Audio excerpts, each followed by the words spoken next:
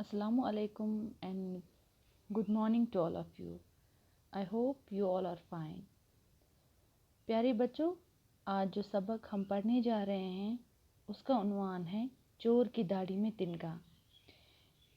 ये तो आपने सुना ही होगा, चोर की दाढ़ी में तिनका। ये एक मुहावरा है जिसका मतलब ही है मुजरिम को हर वक्त खौफ लगा रहता है कि उसे कोई पकड़ न ले। यानी अगर कोई गलती करता है तो मन ही मन में उसको ये ख्याल आता रहता है कि कभी न कभी कोई तो मुझे पकड़ ही लेगा। ये एक कहानी है एक सिकंदर यानी एक राजा और उसके एक मुलाजिम यानी नौकर की। बहुत पहले की बात है कि एक अमीर राजा था जिसका नाम सिकंदर था।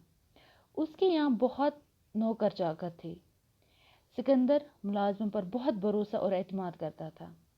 लेकिन क्या हुआ, एक दिन एक नौकर घर में अकेला था।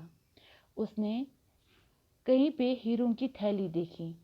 नौकर का ईमान दांव पर लग गया, यानी उसके मन में लालच आ गया हीरों को देखकर। उसने ये थैली छुपा दी। कुछ दिनों बाद सिकंदर को हीरों के गुम होने का इल्म हुआ और तफ्तीश शुरू कर दी। मगर घर के किसी मुलाजिम ने इकबाल जुर्म न किया, यानी अपना जुर्म किसी ने कबूल नहीं किया। सिकंदर ने कहा, इस घर में कोई अजनबी दाखिल नहीं हुआ है जिसकी तरफ शक की उंगली उठाई जाए। लिहाजा इम्कानात यही बनते हैं कि ये घर के किसी नौकर का ही काम हो सकता है। यानी उस बंगले में, उस महल में कोई बाहर से तो नहीं आया था। जो मुलाजिम वहाँ पे काम करते थे वही थे। तो सिकंदर ने ये कहा कि ये काम जो है किसी घर के किसी नौकर का है।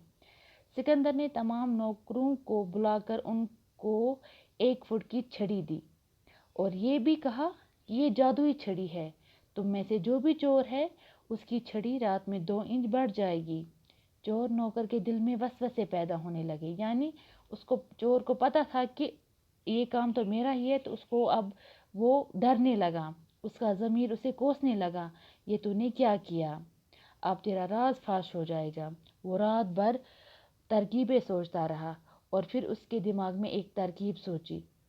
उसने सोचा कि क्यों ना इस छड़ी को पहले ही 2 इंच काट दूं।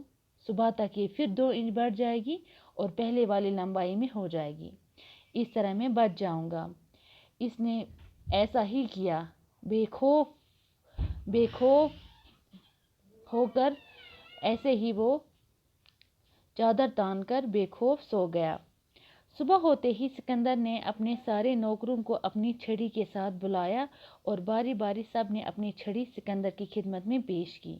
और आखिर में चोर नौकर ने बड़े एतमाद के साथ अपनी छड़ी पेश की। मगर ये क्या, छड़ी तो 2 इंच छोटी थी। नौकर के तो होश बाख्ता हो गए, यानी नौकर के तो होश उड़ गए। सिकंदर मुस्कुराया और नौकरों से मुखातिब होकर कहा, हकीकत में ये कोई जादुई छड़ी नहीं थी। ऐसा मैंने दरअसल असली चोर को पकड़ने की गर्ज से किया था। सिकंदर ने कहा, मैं जानता था कि चोर नफसियाती तौर पर परेशान होगा और वो छड़ी के साथ इस तरह की हरकत ज़रूर करेगा। अब चूंकि इसने छड़ी काटकर अपनी चोर होने का सबूत पेश कर दिया है और मैं इसे अपनी मुलाजमत से बर्खास्त कर देता हूँ। लेकिन नौकर सिकंदर के कदमों में गिर पड़ा और सर की और हीरों की थैली निकाल कर सामने रख दी और उसे अपनी गलती का एहसास हुआ और उसने सिकंदर से माफ़ी मांग दी। सिकंदर रहमदिल था। उसने नौकर को माफ़ कर दिया और आइंदा इस तरह के अमल से बाज रहने की हिदायत दी। इस कहानी से हमें ये सबक मिलता है कि हमें ऐसा कोई भी काम नहीं करना चाहिए जिससे हमें बाद में पछताना पड़े। मैं उम्मीद करती हूँ कि आप सब बच्चों को इस कहानी का मतलब समझ आ गया होगा। शुक्रिया।